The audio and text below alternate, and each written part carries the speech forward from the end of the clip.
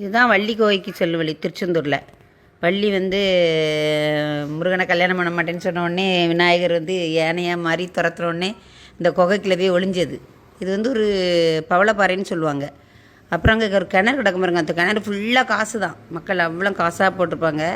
இப்போ நம்ம அங்கே தான் போயிட்டுருக்கோம். கடல் ஓசை கேட்குதா, அப்படியே போயிட்டுருக்கோம். அங்கே கல்யாணம் முடியாதவங்க இது மஞ்சள் கயிறு கட்டுவாங்க அந்த மலையில்.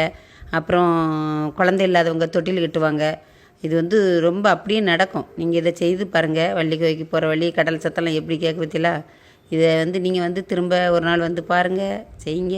புதுசாக பார்க்குறவங்க சப்ஸ்கிரைப் பண்ணுங்கள், பெல் பட்டன் நமக்குங்க, கமெண்ட் பண்ணுங்கள். திருச்செந்தூர் வந்து இன்றைக்கி திருப்பதிக்கு ஈக்குவலாக பயங்கரமாக போய்கிட்டு இருக்குது.